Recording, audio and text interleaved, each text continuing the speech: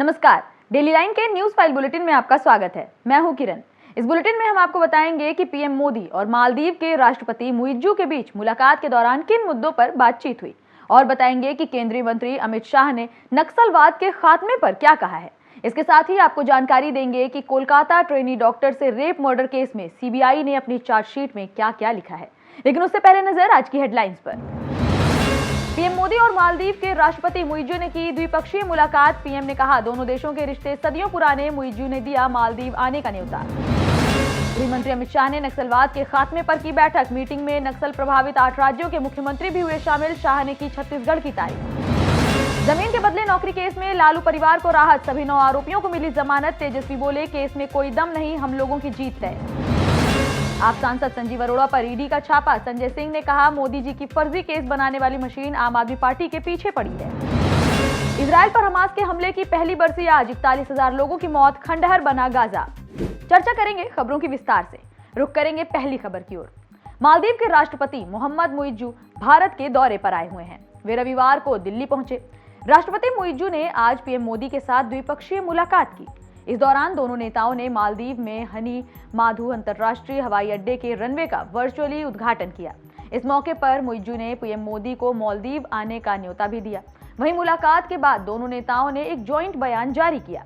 PM Modi ने कहा कि भारत और मालदीव के रिश्ते सदियों पुराने हैं और भारत मालदीव का सबसे करीबी पड़ोसी और घनिष्ठ मित्र देश है। डेवलपमेंट पार्टनरशिप हमारे रिश्तों का विशेष संबंध है और हमने इसमें हमेशा मालदीव के लोगों के हित को प्राथमिकता दी है।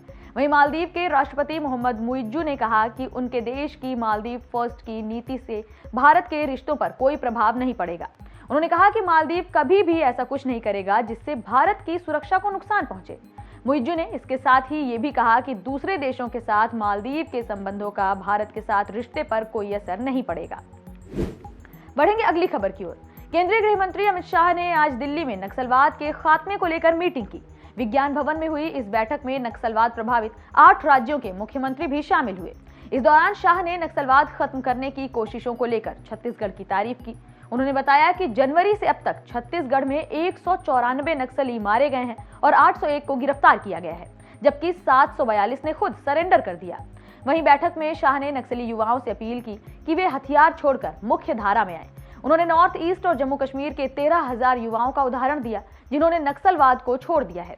अमित शाह ने कहा कि नक्सलवाद संबंधित हिंसा की घटनाएं 16,463 से घटकर 7,700 हो गई हैं। ये संख्या अगले साल और भी कम हो जाएगी। उन्होंने कहा कि नागरिकों और सुरक्षा बलों की मौत में भी 70% कमी आई है। हिंसा की रिपोर्ट करने वाले जिलों की संख्या 96 से घटकर 42 हो गई है। बढ़ेंगे अगली खबर की ओर। जमीन के बदले नौकरी मामले में लालू यादव के परिवार समेत कुल 9 लोगों को जमानत मिल गई है। दिल्ली के राउज एवेन्यू कोर्ट ने सभी को 1-1 लाख रुपए के निजी मुचलके पर बेल दी है। इसके साथ ही कोर्ट ने सभी को अपने अपने पासपोर्ट सरेंडर करने के निर्देश भी दिए हैं। वहीं मामले की अगली सुनवाई अब 25 अक्टूबर को होगी। जमीन के बदले नौकरी मामले में लालू का पूरा परिवार दिल्ली की राउज एवेन्यू कोर्ट में पेश हुआ। सुनवाई के लिए आरजेडी अध्यक्ष लालू प्रसाद यादव, तेजस्वी यादव, तेज प्रताप और मीसा भारती कोर्ट पहुंचे।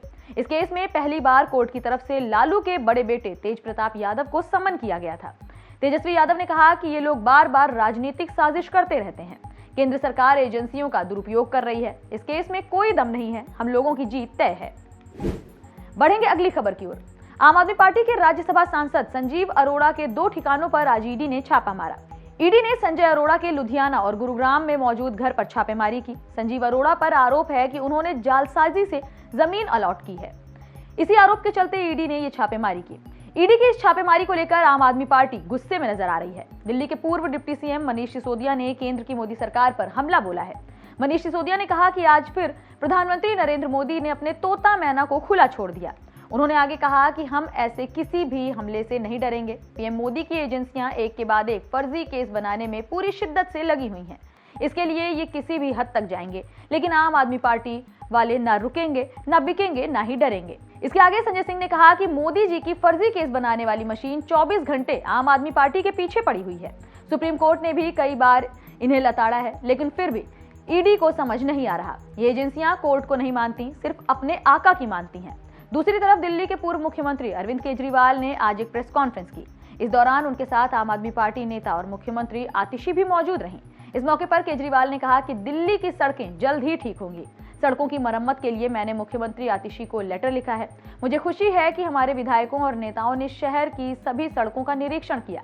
वहीं इस दौरान आतिशी ने कहा कि हमें केजरीवाल का लेटर मिला। इसके तुरंत बाद पीडब्ल्यूडी ने सड़कों की मरम्मत का काम भी शुरू कर दिया है।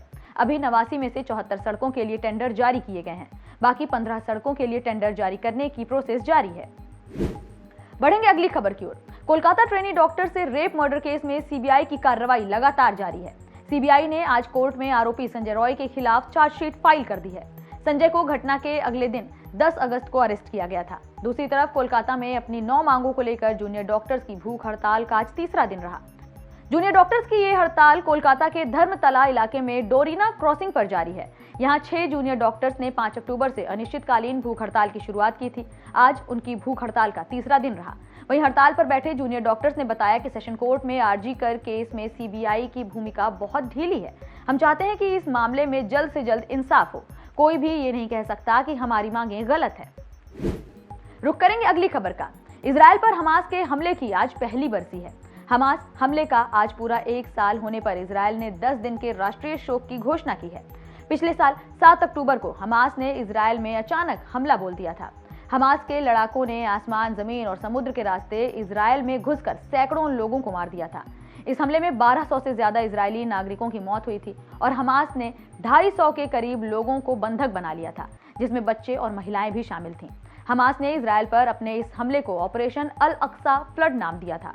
वहीं दूसरी ओर इजरायल ने इस बर्बरता का बदला लेने के लिए और हमास का अस्तित्व मिटाने की कसम खा ली थी। उसने गाजा में ऑपरेशन आयरन स्वॉर्ड्स भी बनाया।